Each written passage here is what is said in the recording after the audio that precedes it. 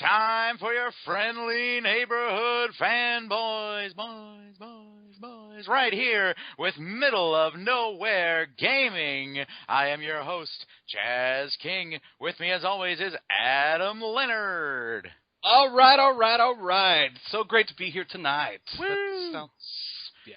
And for our first ever guest and first ever contest winner, everybody, welcome Chris Cobb.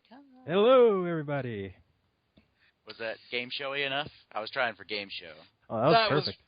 That was wonderful. Chris is actually a writer on Middle of Nowhere Gaming, a fellow site contributor, and the first / only person to actually get us a response for our first contest. So he wins by default, even though his sidekick is, I guess, technically a video game character.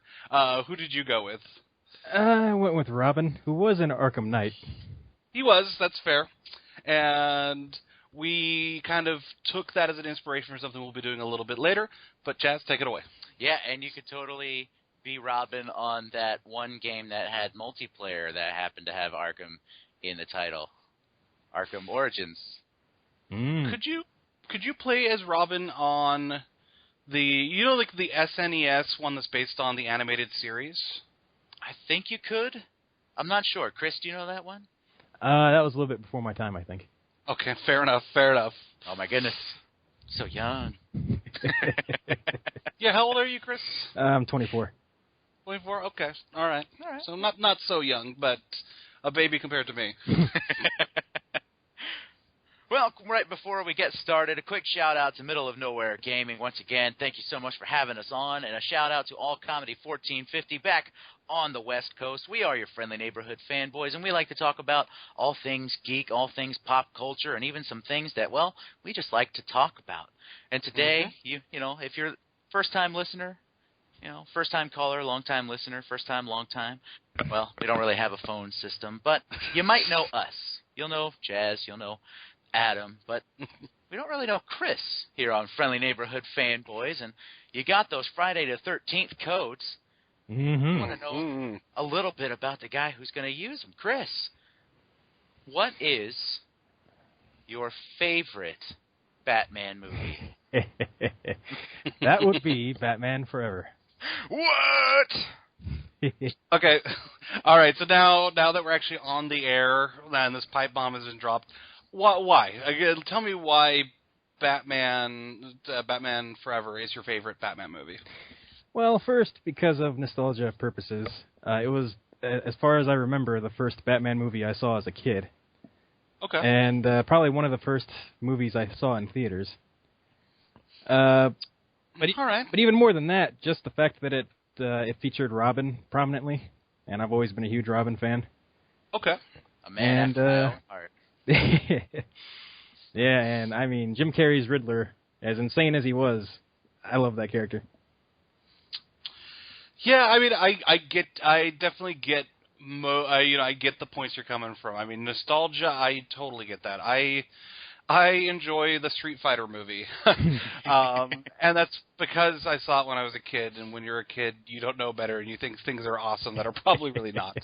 Though Street Fighter kind of is. So I get that, and I mean, like, Batman Forever is a really weird film because it's like kind of the transition point where the original franchise was going from like decent to Batman and Robin. Yeah.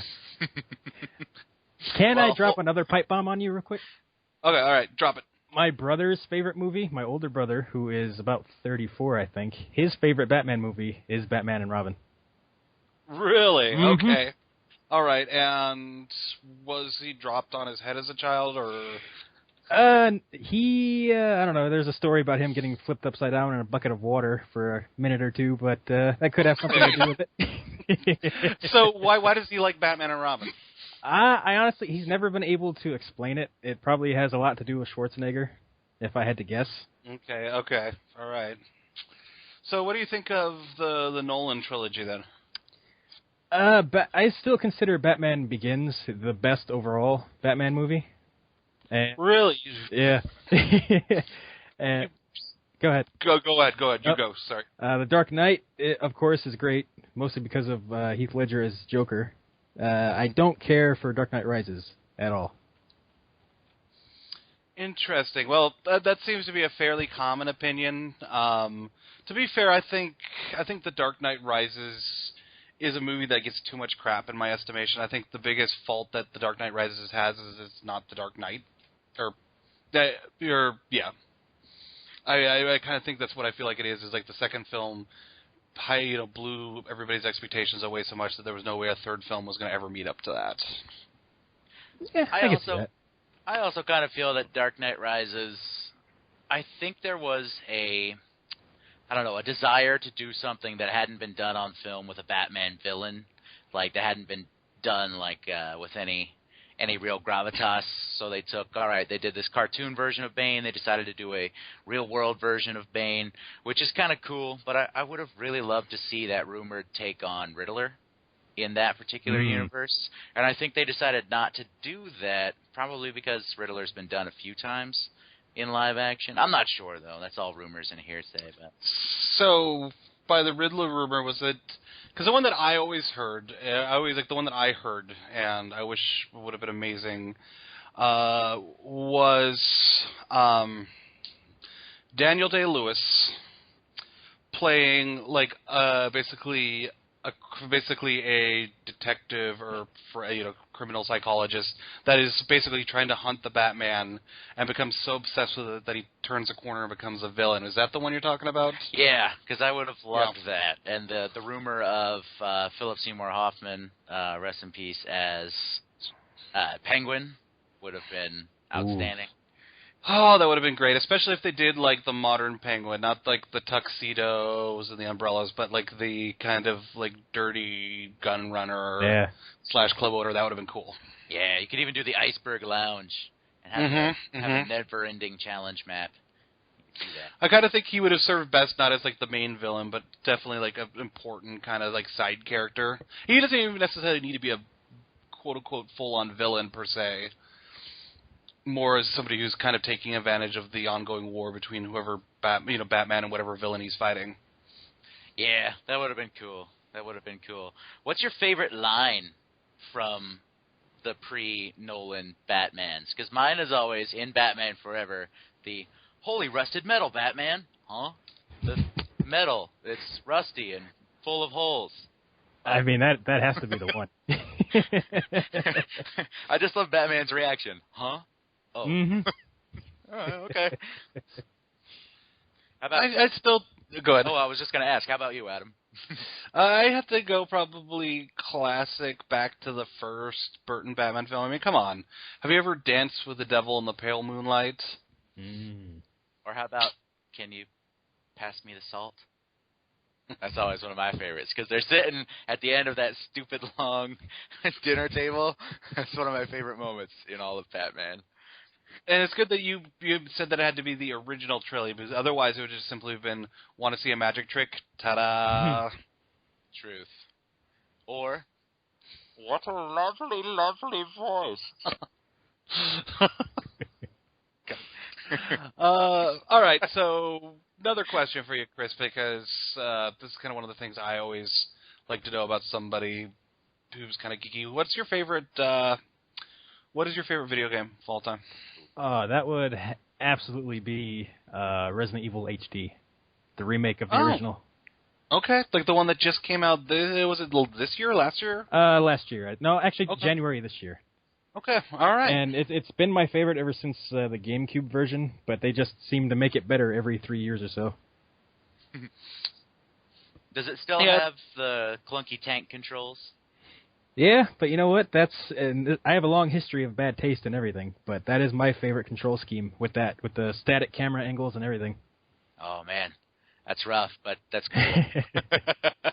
I'm impressed. That's interesting that you'd specify the HD version, because probably my favorite video game of all time is probably Ocarina of Time, but I don't know if I would think to have specified Ocarina of Time 3DS. Which, the 3DS version is a superior version. The graphics are slightly better. The interface is cleaned up by the use of the dual screen. So, yeah. That would be like me saying Metal Gear Solid 3 Subsistence is my favorite because it didn't have the hard camera. You could move the camera around. And before you could move the camera around, I wasn't as big of a fan of the game. But when I was able to move that camera around and go, oh, there's a guy like literally 2 feet from me. I probably should not move. Became one of my favorite games. Until you lent me that version, I couldn't get through the first Metal Gear Solid game because I remember that I got far enough to get to that first damn fight against Revolver Ocelot, and my hands would cramp from trying to run in a damn circle over and over again because I couldn't get like a good angle on him. Oh, Twin Snakes, yeah, that one too. I was talking about Metal Gear Solid, the Snake Eater. They released Subsistence, which was kind of like a updated version of the same game. They just added new features and more stuff, like like options, like camera angles and camouflage. But yeah, Twin Snakes, going back to play the original Metal Gear is a tough chore. If you start with it, it's okay. Then make your way through, but oh my goodness, if you go from 4 to 1, no, that's not going to happen. That's how I tried to do it, and that was woof. So anyways, Chris, thanks so much for coming and playing with us. Not a problem. Well, now we're going to move on to what we've been up to this week. It's been a pretty busy week for yours truly. It's, the week before Christmas, and I work in that wonderful world of retail. Yay! Getting up and going to work at 7 a.m. every morning, which is why I'm able to do something that we'll talk about a little later on. But basically, I've just been working and catching up on a certain movie series. But before we get to that, Adam, what have you been doing this week? What's been going on? I've been working, of course. It's been pretty slow at my work because my work gets slow around the holidays. So it's been kind of nice.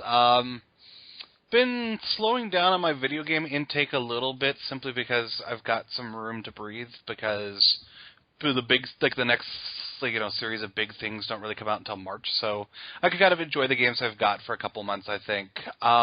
Big thing I've been doing is I've been kind of binge watching The Flash. Yay! Yeah, it was really interesting because I watched one episode and I was like, I'm not so sure about this. There was a lot of pretty stereotypical stuff. He's in the coma for a long time. Of course, he wakes up to find out the girl he loves is dating the asshole cop, et cetera, et cetera, et cetera. I'm like, I don't know what to think of this. Then I watched about 3 more episodes and my mind completely changed. That show is fantastic. Yay! I'm so happy to hear that. It is just it's a really, really smart show. It's amazing that a show that smart's on CW. It doesn't shy away from all that crazy timey-wimey multiple universe stuff that The Flash is so kind of stuck in. I think the casting's really excellent.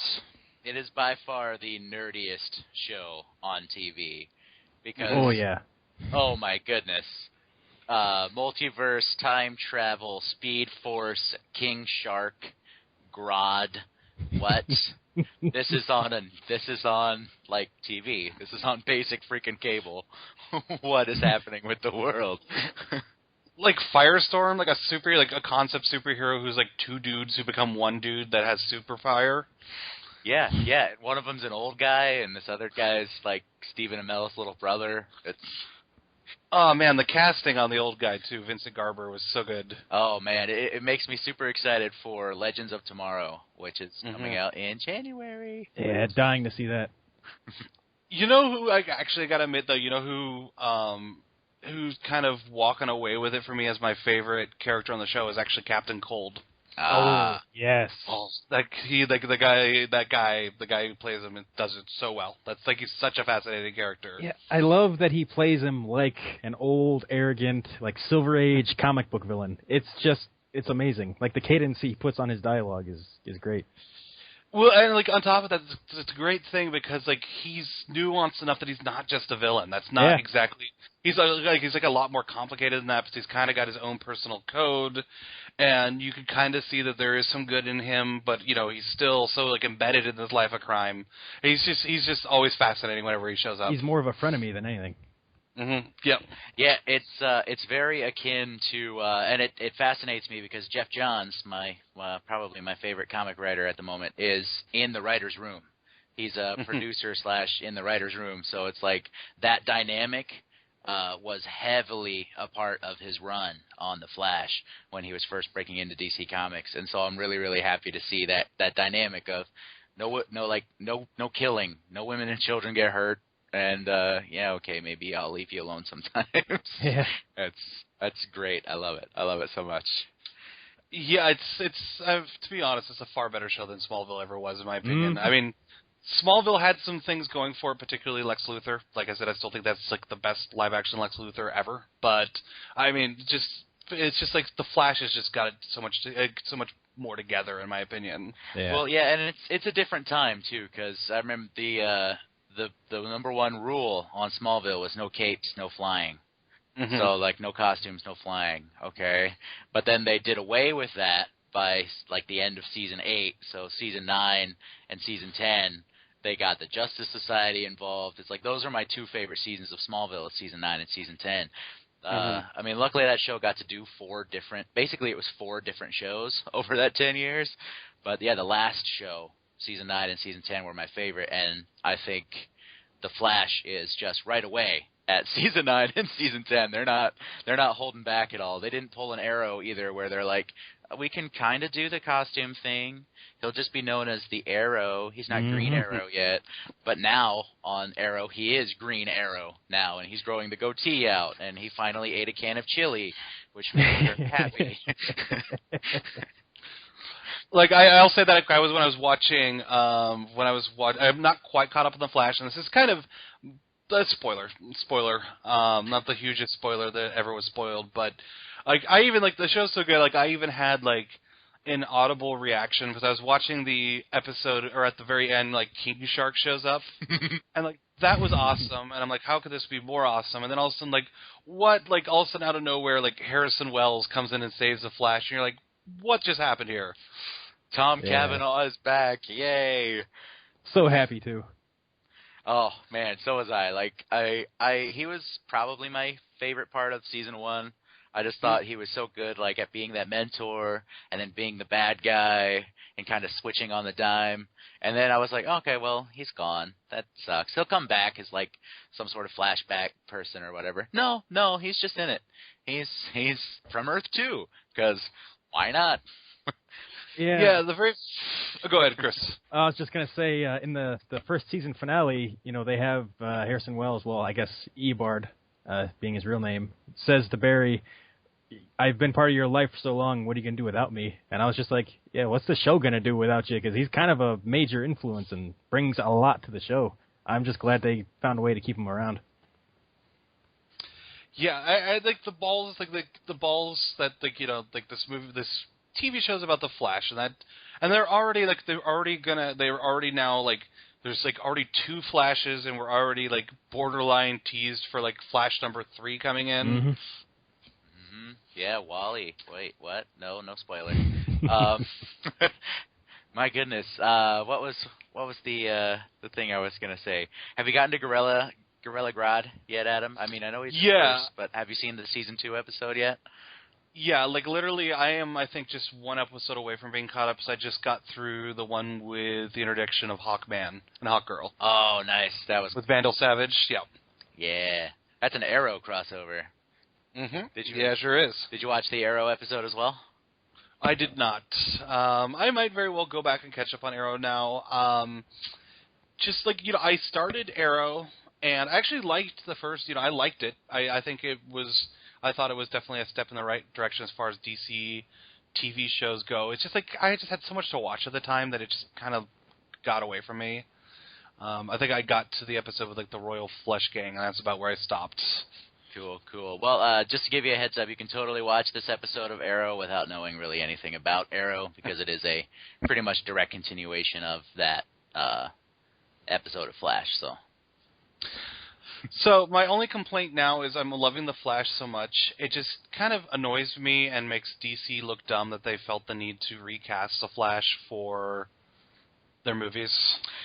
Yeah, because I mean, come on, Grant Gustin, charming as hell. Let's just put it out there. That man is charming as hell. I mean, he woos my woman every Tuesday, and I'm okay with it. So. Because it's just dumb to me that we have to have like a movie Flash and a TV Flash because they don't have enough. Because even though their TV shows, honestly, at this point, I almost have more confidence in their TV shows than I do their movies. But for some reason, they're like, well, the TV shows can't be in the movies because that's multiverse. Yep. Let's just put it that way, right? If they were smart enough to try to explain it that way, I'd be cool with it. But they're not going to do that. They're just going to be like, Yeah, pretty much. I'm really, I know this is probably not going to happen for a little while as long as CBS has it, but I would love to see Grant Gustin's Barry Allen against Melissa Benoist's Kara Danvers, Supergirl, because they're both very similar, and I would love to see them be all, like, geeky on screen together. I would just kind of giggle with them. I think that'd be really fun. It's probably not going to happen, though. Would be interesting, though. Yeah, that'd be fun. And spoiler, Martian Manhunter's on that show. Yeah. In his full-blown alien form. That's a thing that exists. Not just some dude with red eyes like Smallville. That's crazy. And he looks way better than Red Tornado did. Yes. But there was a part of me that kind of appreciated how low budget that was. Like, it's just a dude in a suit. It just reminded me of, like, what would have happened maybe in, like, the 80s. Yeah. Just put a big smile on my face, even though I was like, well, they could have done something else. But you know what? They went with a guy in a suit and painted him. Cool. Go for it, man. It's like they tried to do the Vision when Marvel barely had the budget for Vision. Yeah. Truth. So, Chris, what have you been up to this week? This week, I'm still trying to finish up Xenoblade Chronicles on, which seems to be the never-ending game, which is fine by me because it's pretty fun. And I've also been catching up on The 100, another CW TV show. Okay. CW is actually my favorite TV channel now, between Arrow, Flash, The 100, upcoming other Flash and Arrow spinoffs. They're probably the best sci-fi channel right now. Yeah, I think that's probably true. I think if I have to go for my favorite channel, I still got to show much love to my boy AMC, probably. Because I still watch Walking Dead, which is fine, but more particularly, I really, really like Better Call Saul, and I can't wait for the next season to come out. I think it's coming out in like a couple months. Ah, nice. Mm-hmm. Oh my! Did you ever catch up on that, Ches? Oh, absolutely. I did it like literally the week before we recorded episode 1. Oh, did we ever talk about it? I'm not sure if we did. We might have to do that here. Oh man, it was it was so good. Have you seen Better Call Saul, Chris? Yep. What did you think of it? I was coming at it as someone who never watched Breaking Bad, so I didn't really know the character beforehand. Okay. But it was a very enjoyable show. Well written. And I can't remember the main actor's name. Bob Odenkirk. Okay, yeah. That guy is fantastic in everything I've ever seen him in. Yeah, he really is. And it's interesting because my roommate, Justin, actually came in the same way you did, Chris. He knew what Breaking Bad was, but he never really watched it. Same thing for him. He was able to totally just jump right in, and, it's completely enjoyable as its own separate entity. Yep. Basically, and if you've seen it, it's, if you've seen Breaking Bad, it just makes everything that much better. Especially Mike. Mike is, like, the more you see of Mike is, like, the biggest badass ever. Yeah, and hey, did you notice the cameo by Trevor from GTA 5 in, I think, like the second to last episode where Mike is recruited for that mission for that guy. Yes, I did. Yeah, that made me super happy. And also, yeah, like they're great, and also I can't think of his name off the top of my head, but the guy that got to play Saul's brother is so good too. Oh, McKean? Yeah, Michael McKean. Yes. Yes, Spinal Tap. Yeah, I've been a long-time fan of his because he's a Christopher Guest guy, but yeah, he's also did a pretty good turn in Smallville as Perry White. Yes, he did. Oh, yeah. I forgot about that. But yeah, I generally like everything that guy does, and he was fantastic. Yeah. So, boys. Oh, yeah. You got any big plans this weekend? Or Thursday or Friday or one of those days? Well, one of my plans is to wake up in 24 hours, get ready, walk to my local movie theater, and see a certain independent film that's coming out. I'm seeing it at 1:45 a.m. I think it's called Star Wars: The Force Awakens. Oh, boy. Chris, do you have your ticket? No, not yet, sadly. Me and my brother typically wait a few days, let all the crowds disperse a little bit. Okay, all right. I guess I can't, depending on your level of hype, I guess I can't really argue with that. I mean, because, it is kind of a hassle to go to a crowded theater. I actually have my tickets for Saturday. I'm going to go up to Portland, Oregon, which is where it's just I live in. I don't know what anecdote I have with that. I'm going to Portland, which is like the local big city nearby where I live. Going to go see it in IMAX, and I'm going to cap off my geek day with a trip to Dave & Buster's. Ooh. That sounds awesome. I am going to stay up as late as I possibly can after this recording, and to try and jack my schedule up for a day so that I can get to my movie theater at 1:45 a.m. and watch this movie, probably get out about 4:30 or 5 a.m., and then kill some time, maybe grab some breakfast before I go to work at 7 a.m. until 3 p.m. So it's gonna be an adventure. But I figured, you know what? It's Star Wars. I have a reserved seat. I don't have to fight anybody for it. It's right there in the middle with a recliner, and yeah, it's gonna happen. And I can hopefully avoid all spoilers that way. So how spoiler-free are you staying? Like, spoiler-free, are you, like, not even trying to get the general idea of what people think of it? I have slightly inadvertently seen some positive reviews. Like, I just kind of saw, like, the little bullet points when I went to, the standard websites and went, okay, cool, I don't need to see any more of that. So I basically just turned those off. And, yeah, I'm going to stay spoiler-free basically all day. I only have to go another 24 hours or so, 26 hours.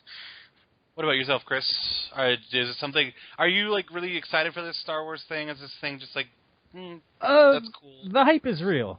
I watched the first teaser trailer, the first I think 4-minute trailer or however long it was, and then I made the mistake of going a little too far and also watching the Japanese trailer. And after that, I was like, I'm done. I'm not watching anything else. I'm not absorbing any other imagery from this movie until I see it. Right. And I am not seeking any information out for it. I am staying spoiler-free, and I intend to stay spoiler-free. I'm probably going to go Facebook Dark probably sometime tomorrow, I think. But I was curious enough because I want to be careful and try to manage my expectations. So I've been kind of just vaguely trying to get a sense of, just without like hearing anything specifically, just like how people are reacting to it. I can say, without having spoiled anything for myself, it's sitting at 96% on Rotten Tomato. Ooh. Wow. It's sitting at an 80-something on Metacritic. Damn. IGN gave it an 8.8. Super Geek Patton Oswalt saw it and just simply tweeted, JJ did it, and that was it. Oh, nice. So it seems like... So, now it's going to be time to, kind of go in and lay my own opinion. But from what I can gather from everything, we don't have a Phantom Menace on our hands here. That's a relief. Yeah. That's good. I'm currently doing the Machete order because I've never done it before of the Star Wars movies, which is where you do 4 or 5 and then after the revelation, you watch 2 and 3 as a flashback, and then end with 6. But before I started, I decided to watch 1. Not as awful as I remember, mainly because I have these nifty new headphones, and I had those on, and was like, damn, this score is excellent. And even if I didn't really care about what was going on screen, music is so damn good. Yeah. It's been Well, we'll definitely have plenty to talk about once we go see it, Chaz. I'm sure that will take up most of an episode. Oh, yeah. That's probably going to maybe even be its own episode. We'll probably have to wait a couple weeks, spoilers and all that. Or we could just do a spoiler-free review. Yeah. Or we could just make that the entire episode. It's Star Wars. Listen to it if you've seen it. Don't if you don't. Though, to be honest, how many people do you really think are going to be out there going like, I'm going to wait until Christmas? That was going to probably sadly be me until I went on my little AMC app and saw that they added a 1:45 a.m. showing and that it was pretty much unsold. So I got my pick of tickets and used my gift card. Yeah. So I might not have seen it until January. Ugh. So that's coming on this weekend, but we still are in the middle of the week, and what does that mean it's time for, Chaz? This Week in Geek. And a little thing happened on Sunday. Since we like to talk about it, we've been following this whole saga up to this point. TLC. No, not the Learning Channel. No, not Tender Loving Care, but Tables, Ladders, and Chairs was the WWE's special event this past Sunday, and it was a show. Wait, is that the one where they go chasing waterfalls? Yeah, but okay. not the rivers and lakes that we're used to. Of course not. Yeah, I mean, they don't stick to those. All right, so generally speaking, how'd you feel about it, Jess? I felt like it's continuing that trend of being a show with great effort from all involved, but very little sense of direction and or creativity until like the closing moments where they finally gave Roman something to do. And it was like, oh, hey, this doesn't feel entirely forced, and it is interesting, but everything leading up to it was still one of those. For me, I'm just, creatively, I am so just burnt, especially after tonight. Earlier today was the NXT London special, and just the creative and the sense of direction, because even if they make decisions where you're like, I'm not sure that's a good idea, they still have a direction in which they are working towards, where I don't get that impression on the main roster very much anymore. Well, okay, so I can kind of pull out the positives here. First of all, the tag team match, the tag team ladder match, was a really good match. Yeah, and that one bump, holy shit. The Selena Del Rey off the ladder. It's called the Selena Del Rey, right? Yeah. Yeah, off the ladder. Scary. Just look that up on YouTube. Selena Del Rey, ladder, TLC. You'll find it. The only shame about that is that was in like the first match, and I was like, well, you're not going to top that moment. Yeah, like so much so to the point where the fans and the audience in the main event, when they broke a ladder in a almost similar way, started chanting, "We already saw that. We already saw that." That's a bad sign. Maybe Wyatt's got a much. Oh, I was gonna say maybe that the gimmick pay-per-views need to go away for a while. Focus on like a gimmick match a show instead of the whole card being gimmick matches. But I digress. Back to the Wyatts. Wyatt's got a much-needed win. They looked strong. They needed that. I don't have really much to say about that other than they really needed that win, and they got that win.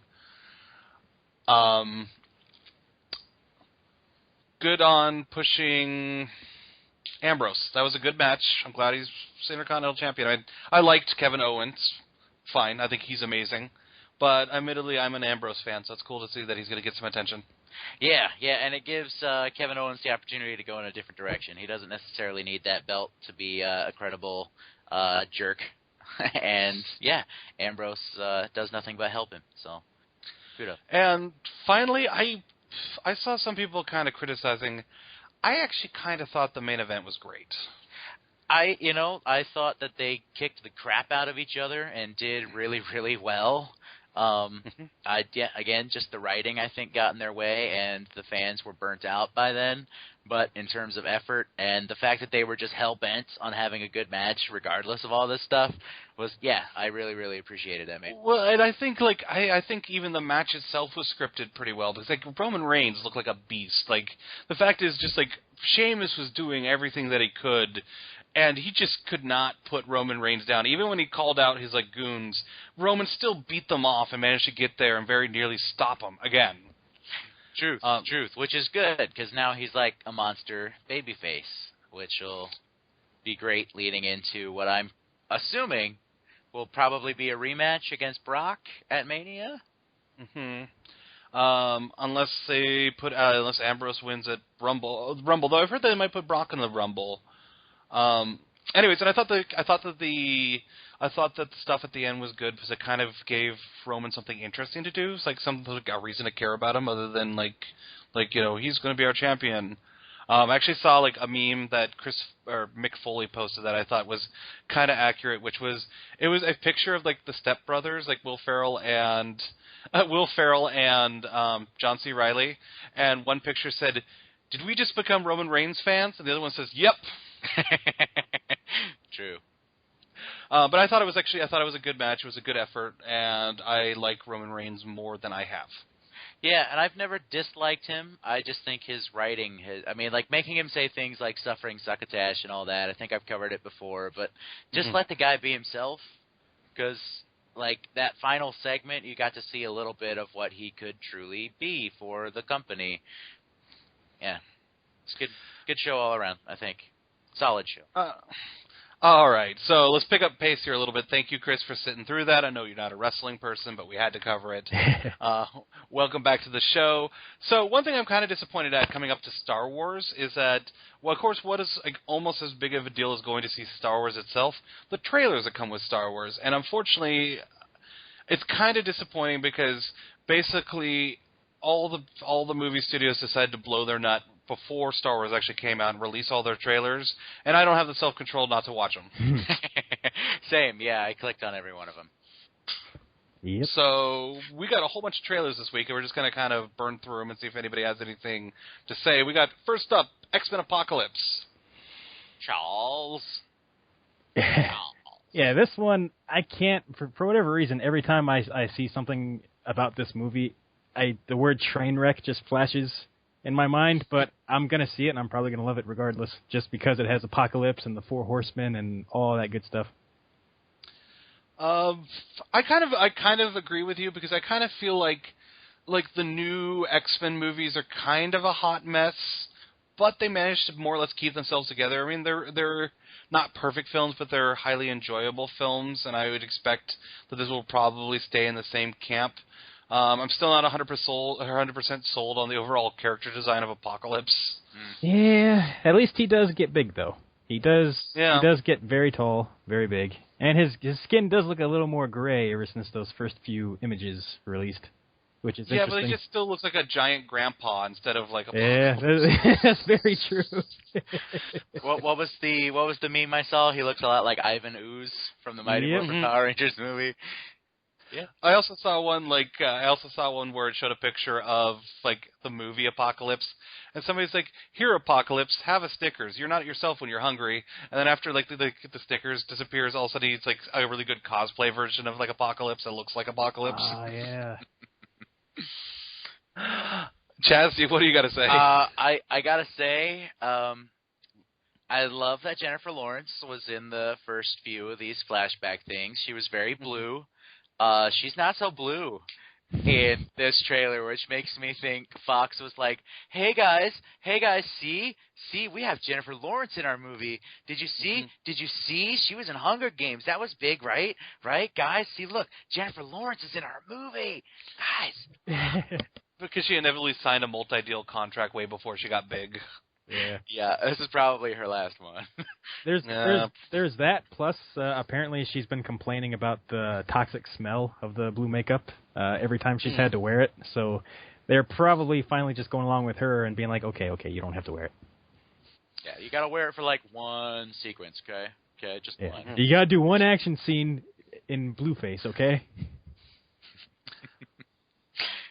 Yeah, so that's basically what I have to say. I think it'll be fine, mainly because for some reason that cast and those creators always seem to pull it together in a slightly coherent way. But yeah, I'm a little skeptical, but I kind of always am with X-Men at this point. I really like the X-Men, and the movies haven't consistently let me down. In fact, most of them have surprised me.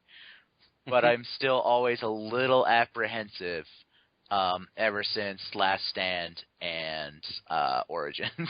Yeah, but I'll go see it. Like I said, I'm expecting it'll be good. I'm ready to see more of like the better Quicksilver. Truth, yeah. Did you know they're best friends? They were both in Kick-Ass. I saw that. Ah, that's right. The internet taught me that. That's the power of memes.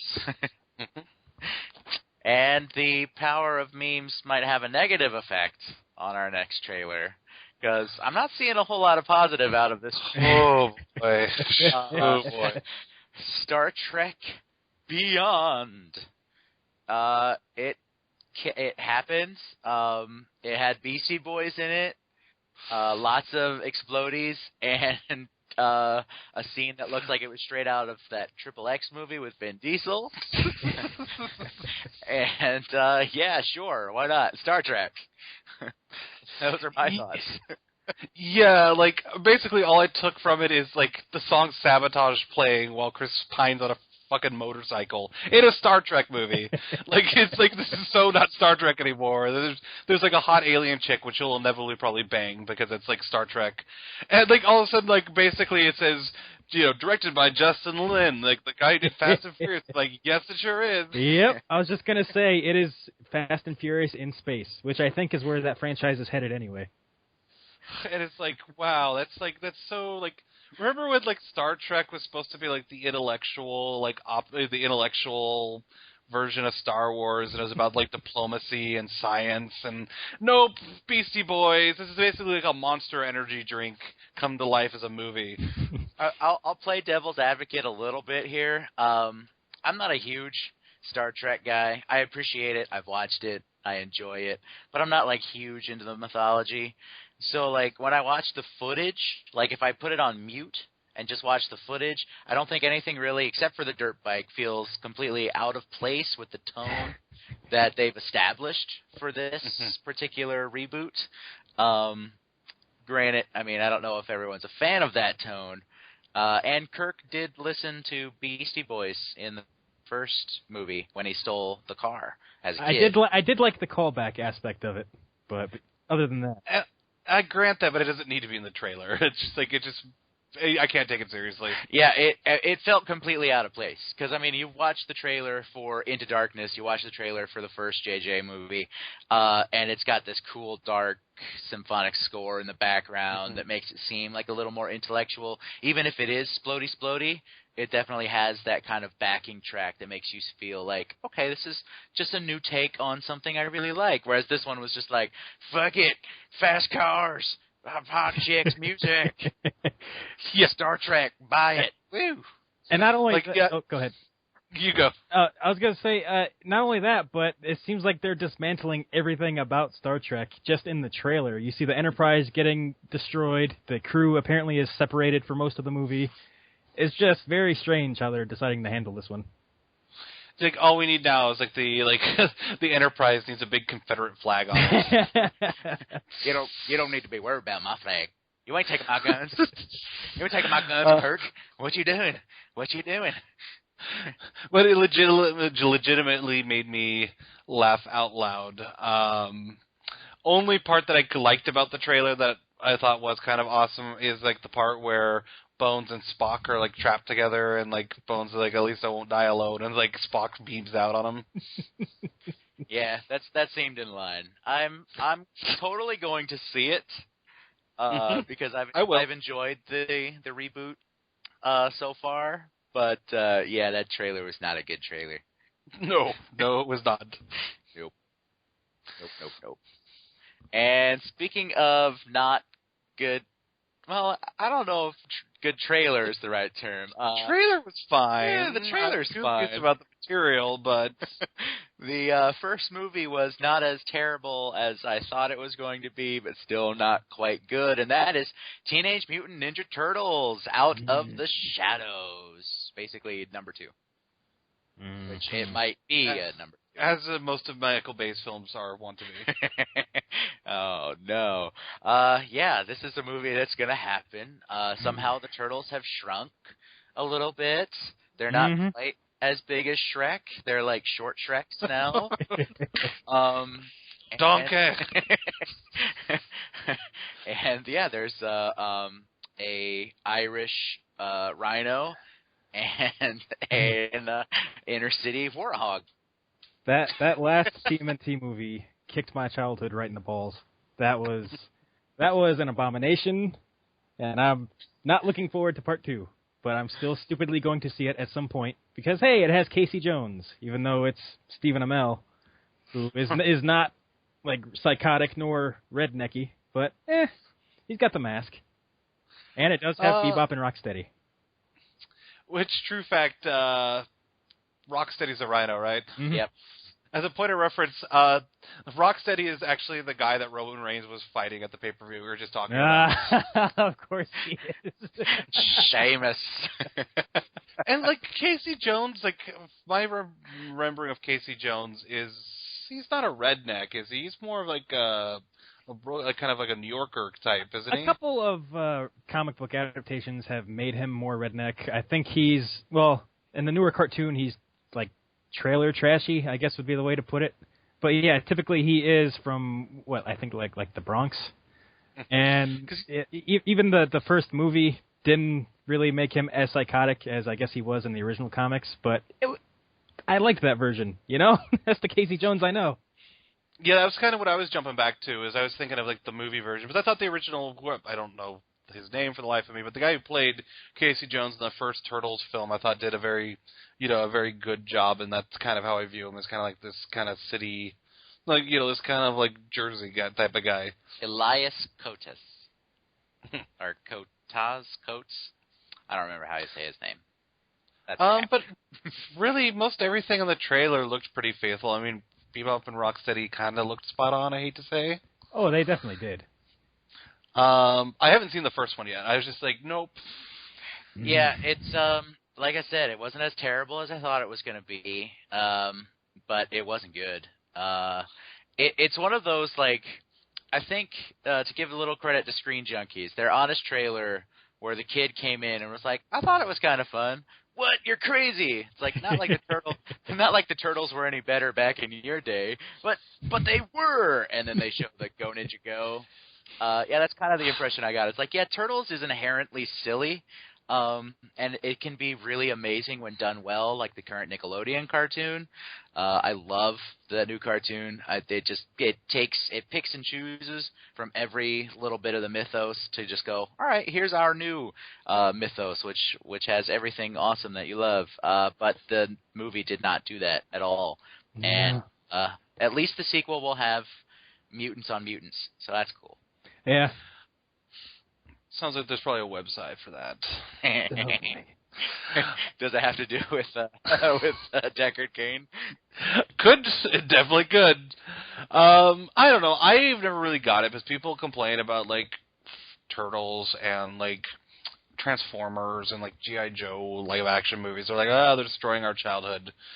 And it's, I look back on these things now and not really. I mean, let's face it, guys. I know that people have nostalgia, and I know these were like people's favorite things when they were kids. These things aren't Shakespeare. What? these things at best were toy commercials. Says you. Wait. So I don't know what people were expecting when they're getting a Transformer/Turtle/G.I. Joe movie, but it's just like there wasn't really that much there to begin with. Yeah. I mean, if you watch the G.I. Joe movie with Channing Tatum, and then you watch the first 5 episodes of the cartoon, they're actually quite similar. Very, very similar. Oh, boy. They basically lifted it like word for word. Not quite word for word, but same ideas. It's pretty bad. So we're actually getting close to an hour at this point. We haven't got to the main event yet. So do we want to pick things up? Do we want to get through the rest of the trailers real quick and then just jump forward over the other topics? Let's speed round the trailers and then jump to the fight.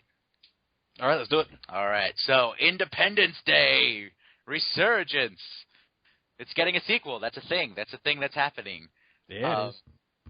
I don't know if anyone asked for it, but Me. You know what? Sure, let's go for it. Why not? I like Independence Day. Let's do this thing. Yeah. I miss Will Smith, though. Truth. Adam, how about you? My specific reaction is, huh? ? Oh, it's got Goldblum. I guess I'll go see it. Yeah, that's true. Will it have Vivica A. Fox? Probably not. But, hey. We'll have Randy Quaid. That's the question. I forgot to mention, and this was very exciting to me, if for all the wrong reasons, Tyler Perry is Baxter Stockman. Yes. Yeah, he is. Yes, he is. Vivica A. Fox reminded me to go and talk about Tyler Perry. That is the thing that's happening. That's the thing. All right, cool. Tyler Perry was also in the first Star Trek movie, tying it all together. Oh, boy. Woo. All right. This next one is a sequel to a movie that, Adam, you and I both loved it. Now You See Me 2. I'm super stoked. I admittedly, until I got this list, this was the only trailer that I did not see before I got this list, and I went, wait a minute, what? Is that a thing? What? And then, yeah, it's a thing, and I'm super stoked. Cast is back, magic, heists, Morgan Freeman, bring it on. It was my favorite film of the year it came out. Only question is, where's Isla Fisher? Could you guys not hammer something out with her? That's too bad. Yeah, they brought in, what's her name? What's her name from Hot Tub Time Machine? I'm sure she's in something better, but... But I'm definitely ready for more. Like I said, I thought that film was a very underrated film. It was a really cool film. Yeah. Have you seen that one, Chris? Yeah. Yeah. It's that first one was very surprising and very smart movie too. Yeah, it was. Like it just kind of kept you twisting until the very end. Mm-hmm. And the next one, Fantastic Last one. Beasts and Where to Find Them. Oh, okay, cool. More Harry Potter. Why not? I'll go. That's basically all I have on this one. I am definitely really interested because here's the thing I have to say is I'm all about it. You know, I have faith this is going to be good because J.K. Rowling takes pristine care of her brand. So I don't think she would allow this to be a shit show. The biggest thing that really struck me when watching the trailer was it'll be interesting to see like a Harry Potter sort of movie that's so heavily focused in like the mundane world. So that promises to be something cool. Yeah. Because they're just basically like in New York. They're not like Hogwarts. They're not like Wizardland. It's New York. They're in New York. That's where I am. Mm-hmm. There might be some mystical creatures running around that you don't know about, Chaz. Oh man, I saw a mouse the other day. It was pretty mystical. Had a wizard's cap. Some magical cockroaches. Luckily, we haven't had much of those lately, so that's good. But that's good. Yeah, that's good. I think that magical mouse took them away from us. Thank you, magical mouse. You can stay if that's the causative reason. I don't think he can hear me. I think Magical Mouse needs to be your like dubstep name. Magical Mouse. Mm-hmm. I'll just take all of the sirens in the city that are like boop boop boop boop boop boop boop boop boop boop. He'll be like the knockoff Dead Mouse. That's what I'll do. Mm-hmm. Dubstep. Magic Mouse. All right. righty. So that covers a little bit of this week in Geek. All of those trailers. That's a lot of trailers. That's a lot of trailers. Yes. That I'll probably all have to watch again 2 a.m. tomorrow. That's the fact. You're very likely going to do that. Yes. All righty. So now we're going to get into the main event. As we mentioned earlier, Chris's choice for favorite sidekick, who was technically in a video game, was Robin. And we figured since there were so many Robins, who's the best? That's a hard question. Who is the best Robin? So each of us, Adam, myself, and Chris, have chosen a Robin. We're going to vouch for him. We're going to go head-to-head. Adam, how would you like to lay this out? Well, the way I think we'll do this is I think we should probably go ahead and we'll go ahead and allow for opening statements where everybody can lay out their argument, and then if people have finer points they want to bring up afterwards or contest with each other, they can. Sound good? Sound pretty straightforward? And we should mention that at the end, once this comes out, we'll actually have a poll on our website to decide which Robin wins.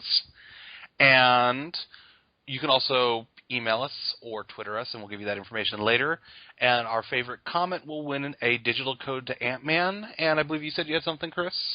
Yeah, I have a code for the complete Season 1 of Arrow, Ultraviolet code. So, yeah, those will be separate prizes, so 2 people could win. So you and a friend could both be all up in that comic book stuff. All right. Awesome.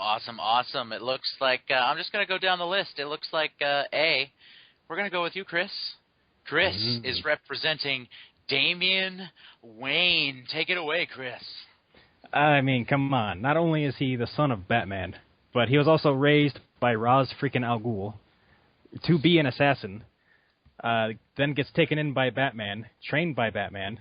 He is proficient in just about every type of weapon there is, including lethal ones, much to Batman's chagrin. Is proficient in all kinds of martial arts. Basically knows what he's doing, how to kill people, when not to kill people. And in at least one timeline grows up to be the Batman of a, I guess the word to describe it would be hellscape Gotham, where everything is on fire and going bad, and he has to clean up the city and basically try to save the world. But, yeah, he was a better Robin for Dick Grayson, because you had the lighthearted Batman, grim Robin dynamic. But I like him as Batman's, or as Bruce Wayne's sidekick as well. And I don't think there's a better Robin.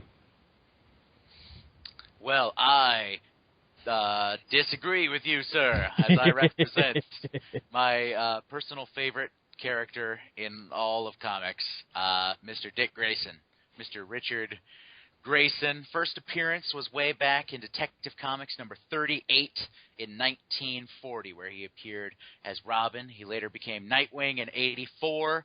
He became Batman in a flash forward in 1994. And he became Batman sometime after Nightfall, and then again in 2009 after R.I.P. And now he's a secret freaking agent. Dick Grayson is the man. He's basically the guy who reminded Bruce what it is to be a functioning human being, a functioning member of society. Became their best friend. He's a founding member of the Teen Titans. He led the Outsiders following Batman's departure. He was the leader of the Justice League. He took on the mantle of Batman, like I said before, which is awesome. Even though he says he didn't want it, secretly he always did. His partnership with Damian Wayne, I think, is very influential on the young man. And so I think without Dick Grayson, Damian Wayne would not be up on the list. I think without Dick Grayson's tutelage and basically camaraderie, he would have had a harder time learning when not to kill people. Fair point. And to sometimes loosen up a little bit. And my last little bit is that he is ranked number 11 on IGN's Sexiest Hero list and number 1 on Comics Alliance's Sexiest Hero list. So, Sexy Dick Grayson for the win. Boom. All right, very well done, gentlemen, but I apologize. Class is now in session. First of all, the parameter of this debate was who is the best Robin, not the best superhero overall, not who's accomplished the most, who's the best Robin. And let's take a look at my boy Tim Drake. First of all, let's get into the origins of why one becomes Robin. We got Dick Grayson. Dick Grayson was basically kind of more or less forced into the gig by fate. When his parents died, he was taken under the wing of Bruce Wayne, who begins to train him to become Robin, his sidekick. Really, Grayson didn't really have a whole lot of choice in it. Fate stepped in and played a cruel trick on him, setting him inexorably down that course. Damian Wayne became Robin by right of blood. Once again, he is Bruce Wayne's son. His life was always, his life course was set from a very young age. There was never really much of a say in it. That was simply what his destiny was. Now let's take a look at Tim Drake. Why did Tim Drake become Robin? Because he wanted to become Robin. Because he wanted to help Batman. Let's take a look at Tim Drake's skill set, which works extremely well with Batman. Why is Batman such a great superhero? Yes, he's a great warrior. Yes, he's strong. But what elevates him above and beyond what makes him what Batman is his detective skills, his technical know-how, and, his battle tacticians. Timothy Drake, among all these different Robins, is the one that is most like Batman in those footsteps. Tim Drake figured out that Batman was Batman when he was 9 years old. He is a detective on par with Batman, and that makes him Batman's most valuable sidekick. Also, Dick Grayson was indeed a good Robin, but eventually he outgrew the role. That's why he left. That's why he became Nightwing. Tim Drake still basically is Robin. Tim Drake, even when he moved on to allow Damon to become Robin, who did he become? He didn't become Nightwing. He became Red Robin. He is still basically Robin because that is a role he was born to play. Damian Wayne, while once again is a very good addition to the Batman universe, was a very good Robin, is a little bit too brash and arrogant for his own good. Once again, very much like Jason Todd. What happened to Jason Todd? He wound up killed by the Joker. If we're not careful, the same thing will happen to Damian Wayne. Oh, oops, sorry. He got better. Timothy Drake, best Robin, mic drop. Ooh. Well, I'll vouch for a little more for Dick Grayson leading into Tim Drake becoming Robin. If not for Dick Grayson's carelessness, Tim would have never found out that Bruce was Batman. Mm-hmm. Tim used Dick Grayson to deduce that Bruce was Batman. So without a Dick Grayson, there would never be a Tim Drake. And yeah, so okay, so you're basically you're saying that that Dick Grayson's screw up is the key nut and bolt that proves that he is the best Grayson. Is the best Robin. That's yeah. Somehow, some way, he keeps messing up and coming back into the lives of these children. So why not? This is the Republican national debate about Robins, damn it. Now, to be fair, like I said, if we were talking about the best superhero, Dick Grayson wins it hands down. I mean, Dick Grayson is a person who's gone on from Robin to do the most and means the most to the DC universe. But in the singular role of Robin, I think Tim Drake better fits the role, has a better attitude about it, and has been more integral to Batman. I'll say this about Damian. He does have an army of ninjas who are basically waiting to follow his lead, and they will always make sure he never stays dead if the occasional Jason Todd-like incident does happen. So he'll always be around in some form or another. And if we're going to go by New 52, Tim Drake never actually a Robin. He was a fanboy who decided, I'm going to go off and be Red Robin because I want to. Yeah, the New 52 is a hunk of crap. It is. Not entirely. Really is. Not entirely. Not entirely, but it's for debate purposes, it's a hunk of crap. Oh, okay. For debate purposes, yeah, we'll pretend it doesn't exist. Any kind of magical do-over button, even if it works, yeah, that's not fair debate fodder. I just love in the New 52's condensed timeline, Batman went through all of his Robins over a period of 5 years.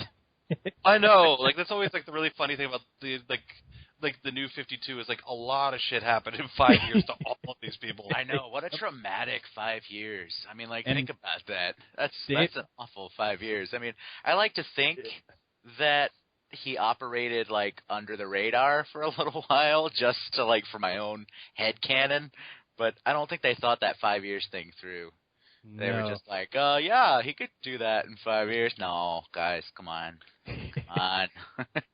No, I like the fact that nobody decided to get anywhere near Jason Todd. Everybody's just like, no, move it on. Yeah, no one wants to come near that mess. He's a good Red Hood. Awful Robin, though. Yeah, he was pretty terrible as Robin. He's down at the bottom of the list. He's a questionable Red Hood. Those pants are way too tight. Indeed, they are. Have you ever seen that like really infamous it's Outsiders, right? Yep. Have you seen like the Outsiders cover where you can like see his dick right through his pants? Yep. It was Red Hood and the Outlaws issue number. Outlaws, okay. Yeah, or was it number 1? Yeah, Yep. It probably was number 1. Yeah. The debut cover, and that's what they went with. Yep, it was a Kenneth Rockefort cover. Yep. Yep, and I like him. Yeah, he's one of my favorite artists for comics, except in that case. Yeah. Well, I mean, they did just let Frank Miller get away with a giant super bulge. So, I mean, but he's Frank Miller. He can basically do what he wants. Yep. And his book will sell, and they'll be like, "Hey, remember that we have like Gotham Academy that's not selling so well? Yeah, let's keep that book going. Woo! Yeah. Huh. I'm not so sure. I mean, Dick Grayson laid the groundwork for everybody. Without Dick Grayson, there would be no Robin. And as Robin, Dick Grayson moved past the death of his parents and continued on to be Robin until Bruce became an insufferable twit. But Dick still maintained the mantle of Robin throughout college as well. It wasn't until he graduated college that he finally dropped the mantle and became Nightwing. So I'm going to say he made it through college, man, doing that as a moonlighting gig. And, like, again, without a first Robin, where are all the rest going to come from? Now, to my point, to speak to that, is that while that may not be the catalyst for the creation of the Tim Drake Robin, Tim Drake did also live through death of both of his parents while being Robin, no less. Oh yeah. And, actually, wait, Identity was his mother crisis. dead before? Was his mom dead before he became Robin? His mom was dead before he became Robin, but his dad was still alive. Yeah, his dad definitely died during Identity Crisis. Spoiler alert. And your Robin may have been the first, but Tim Drake was the one that helped Batman learn to trust again after losing a Robin, and that's pretty important. I'm not going to say you got me there, but you might have got me there. I'm not going to say it. You don't win. Kick Tim Drake out of the country. What about you? Any final words on this, Chris? I just like the fact that Dick Grayson waited until after college before deciding to hang up the hot pants. They were hot back then. And his relationship with Tim Drake basically consisted of him bitch-slapping Tim Drake at their first meeting and then throwing him off of a balcony. So, I don't know. One might be better than the other. Would you say that was a dick move? Oh, I see what you did there. Yeah, I'm sorry. I apologize. I saw the opening. I had to take it. Oh, man. So go ahead and vote, faithful dozens.